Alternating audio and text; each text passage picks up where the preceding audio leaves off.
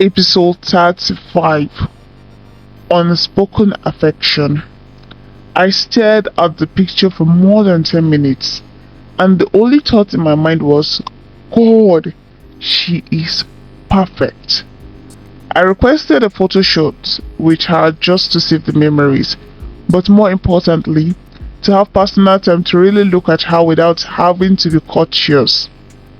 After posing for a few photo shoots, which I intended to share on my timeline, my pictures with Ella spoke volume. They were not just beautiful, they were perfect. These pictures gave me ample time to actually look at her physical features. I do appreciate God's creation. She was perfect for me. I remember giving my phone to one of her crew members to snap the photo, which means she does not have the pictures on her phone. I called Mrs. Johnson to help me with Ella's email address to post the pictures to her. She didn't ask any questions, as I hoped she wouldn't, and within a few minutes she sent the email address. I quickly forwarded the email, attached the photo, and rumbled my brain for a title. All I could think of was Best Pictorial Excerpts. I tapped it and pressed the send button. I needed to press the button immediately before I held myself back. I have always chased after God's way for my life with ease. I am a person of focus and determination, but when it comes to Emanuela, I find myself frozen in spots. Ella and I haven't spoken since the email I sent to her. I was counting my actions and figuring out how to get to know her and be friends with her, at least. She wasn't wearing a ring when I met her, which means she is not yet engaged. But I rumbled with the fact if she's in a relationship already. I was literally asking God to put an end to the relationship if he really wants her for me and me for her. Was I being selfish? Yes, I was. I wasn't thinking straight, and I feared I might jeopardize God's plan already. So I did what I least expected I would. I withdrew back. I withdrew back my emotions, back my curiosity, back my need, but only for a month. I know, I tried, but in that 1 month, my life counted it worth as a year. I went back to my pastor, Pastor Eze, and narrated all that had transpired in previous months for his counsel, and this was what he told me. God has done his part by bringing your Eve to you. It is now your responsibility to exclaim, "She is the bone of my bone," and make her your woman. You don't expect God to do the speaking for you, do you? I nodded. I retorted back with a question. What if she's in a relationship or engaged? I pronounced my fear. Pastor Eze didn't answer my question. Instead, he replied back with another question. How will you know if she isn't? He said. He was right. How will I know if I don't ask? How will I know if I don't inquire? But most importantly, how will I know if I don't take the first step of getting to know her? Assumptions have dwelt badly with most of us simply because we choose to assume instead of approaching for the facts. I know what I need to do, but I don't want to do it myself. Maybe I am too scared of getting close and getting disappointed with the answer I will get, or maybe I am just not bold enough. I hinted to Sam about my plans and asked him to help me make inquiries.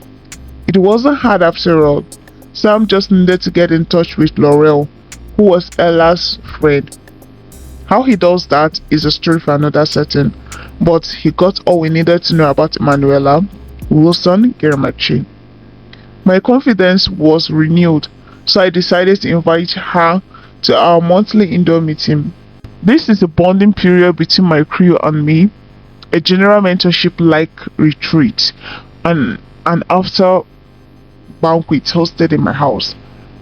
I need her to feel comfortable when we meet again, and I can't think of a less awkward scenario than this. I informed my crew about her, strictly giving as few details as possible to avoid teasing and weird looks. Sam alone knows the full story, and I trust him to keep calm until the appointed time. When I called Ella, I could hear her astonishment. I smiled. I do get that a lot, but Ella is someone different, and hearing her astonishment gladdened my heart. I'm glad she accepted the invitation, and I am eagerly looking forward to Sunday. The meeting is on Sunday, and I assured you that it is my second longest waiting period in history. It is a period of my life that feels like an eternity, leaving me feeling both exhausted and emotionally drained. She looks precocious, and it feels like I am meeting her for the very first time. She is quite jovial and easily blends with the family. That is impressively amazing. And when she sings, I am 100% sure I have found my Emanuela. Now, here is a little strange occurrence from what happened that evening. For the first time in my life, my eyes are wide open to prayers. I can't shut them up. Ella has mesmerized me, and there I sit, staring at her blankly during the prayers and worship season. She's breathtaking. As my gaze falls upon Ella during the worship section, I can't help but be struck by her radiant beauty. Her soft features are illuminated by the warm glow of the sanctuary's lights, and her eyes shine with an inner light that seems to reflect the joy and peace of her soul. A smile spread across my face as I watch her singing and swaying to the music, lost in the worship of our shared faith. I feel grateful to have such a wonderful wife to be, and the sight of her fills me with a deep sense of happiness and contentment. As the worship continues, I find myself drawn to her presence, feeling an unspoken bond between us. In that moment, I know that I'm exactly where I am meant to be, surrounded by the warmth and love of the people who matter most to me. After a blessed evening, I offer to take her home, but she declines, and I respect her decision by calling a taxi to drop her off. I remember saying something awful. We can do this every night if you want. I meant what I said, but I could have said it better. I start watching the taxi drive out of sight, but right there, I know I have been blessed with a great woman. The only problem is how to go about telling her how I feel.